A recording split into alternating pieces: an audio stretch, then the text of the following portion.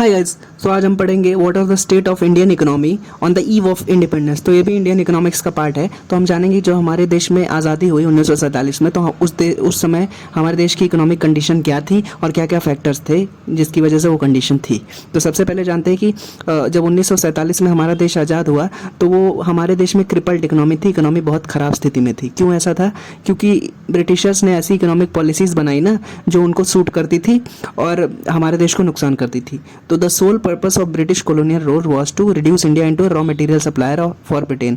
मतलब हमारे देश में पहले बहुत अच्छी अच्छी इंडस्ट्रीज़ थी, कॉटन की इंडस्ट्रीज़ थी, टेक्सटाइल की इंडस्ट्री थी, मेटल्स मेटल्स की इंडस्ट्री थी, हैंडीक्राफ्ट की स्मॉल स्केल इंडस्ट्रीज़ थी। अच्छा एक्सपोर्ट होता था, अच्छा इंपोर्ट होता था, तो इकोनॉमी अच्छी थी। ओके, लेकिन ब्रिटिशर्स के आने के बाद उनका सोल पर्पस यही था कि हम क्या करें, हमारे जो इंडिया के अंदर जो रॉ मटेरियल्स हो रही हैं, प्रोड्यूस हो रही हैं लोकली, उसको हम क्या करें, अपने देश में एक्सपोर्ट कर दें और फिर जो उन चीज़ों से, रॉ मटेरियल से जो चीज़ें मैन्युफैक्चर हों वो हमारे देश में आकर के तिगुने चौगुने 5 गुने दाम में बेचा जाए। इसकी वजह से क्या हुआ कि हमारे देश का लोकल बिजनेस ख़राब हो गया, क्योंकि हम रॉ मटेरियल केवल एक्सपोर्ट कर रहे हैं और वहाँ से आ रही महंगी महंगी चीज़ें खरीद रहे हैं।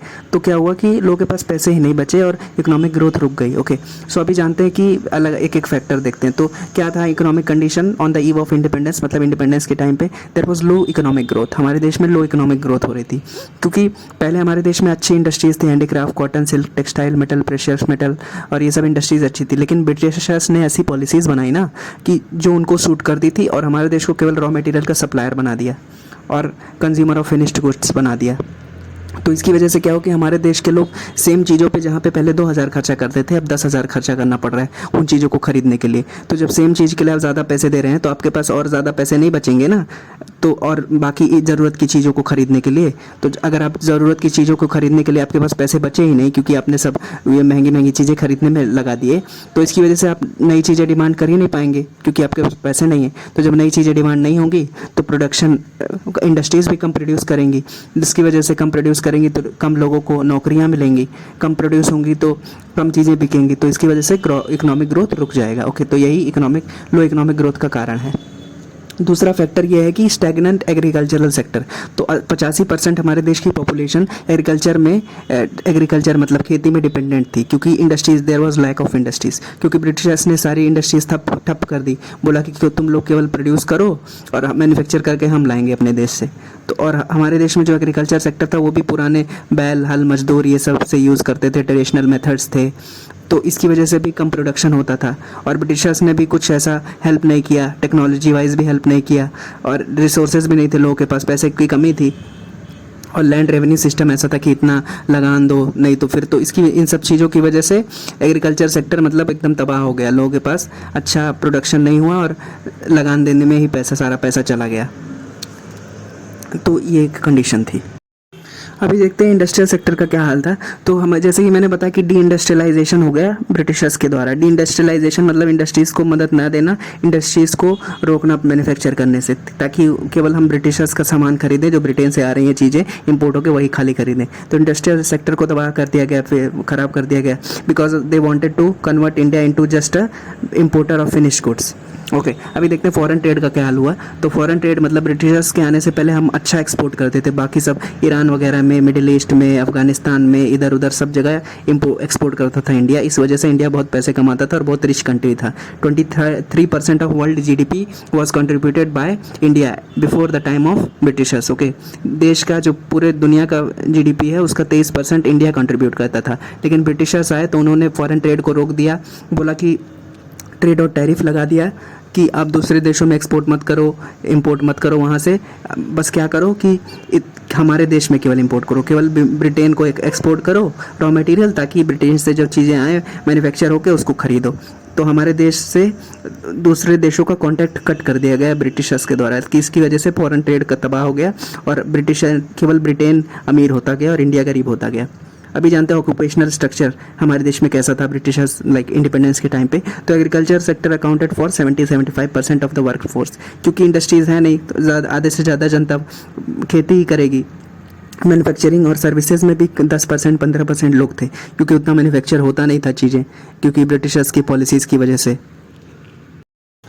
अभी जानते हैं इंफ्रास्ट्रक्चर का क्या हाल था। तो इंफ्रास्ट्रक्चर में क्या होता है कि ऐसी इंडस्ट्रीज़ जो अदर इंडस्ट्रीज़ को ग्रोथ में कंट्रीब्यूट करती हैं। Okay, so infrastructure comprises of such industries which help in the growth of other industries. Okay, तो ब्रिटिशर्स ने क्या किया, इंफ्रास्ट्रक्चर बनाया तो सही, रोड्स बनाया, रेलवेज बनाया, पोर्ट बनाया, लेकिन अपने इंटरेस्ट के लिए, मतलब ऐसी जगह पे रोड उन्होंने बनाया, ऐसी जगह पे रेलवे बनाया ताकि अब वो लोग चीज़ों को लूट लूट के रेलवे से अपना ट्रांसफ़र कर सके, रोड से ट्रांसफ़र कर सके और पोर्ट पे ले जा करके सीधा ब्रिटेन को एक्सपोर्ट कर दें। ओके, तो इन्होंने इस तरीके से बनाया, इंफ्रास्ट्रक्चर डेवलप भी किया तो केवल अपने इंटरेस्ट के लिए।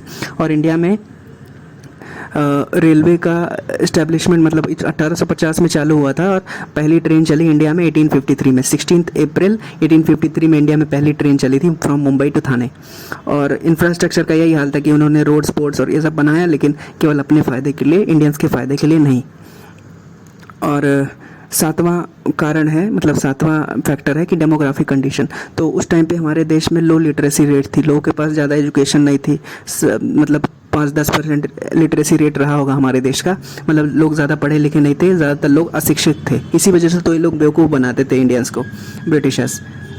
और लो लाइफ एक्सपेक्टेंसी थी, हाई मोर्टेलिटी रेट था, high birth rate, high death rate था, मतलब उस टाइम पे मेडिकल सिचुएशन उतनी अच्छी थी, ब्रिटिशर्स भी कुछ हेल्प नहीं करते थे, तो बर्थ रेट तो हाई थी लेकिन लोग जी नहीं पाते थे अच्छे से, इस वजह से हेल्दी नहीं रह पाते थे, इस वजह से डेथ रेट भी ज़्यादा था, हाई मोर्टेलिटी रेट था, लो लिटरेसी रेट था।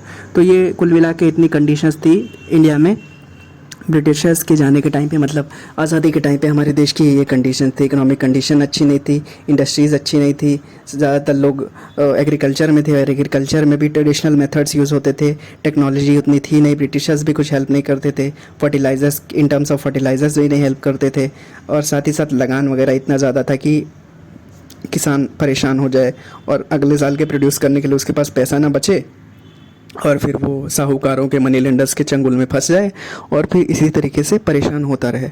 इंफ्रास्ट्रक्चर भी इन लोगों ने इस तरीके से डेवलप किया, रोड्स, रेलवे, पोर्ट्स, ताकि अपने फ़ायदे के लिए, मतलब चीज़ों को लूट के रेलवे से, ट्रेन से पहुंचा सके पोर्ट में और फिर पोर्ट से अपना एक्सपोर्ट कर दें ब्रिटेन को। तो ये सब चीज़ें इन्होंने की थी, केवल अपने फ़ायदे के लिए की थी। और लोगों का लिटरेसी रेट भी अच्छा नहीं था और लोगों को तरह तरीके से बेवकूफ़ बनाया जाता था। जो पुरानी ट्रेडिशनल इंडस्ट्रीज़ थी, हैंडीक्राफ्ट वगैरह, वो उसको इन लोगों ने हेल्प नहीं किया है। वो वहाँ के लोग भी मतलब बेरोज़गार होकर एग्रीकल्चर में आ गए। अभी एग्रीकल्चर कितने लोग को एब्जॉर्ब करेगा, ज़्यादा लोग को एब्जॉर्ब नहीं कर पाएगा ना।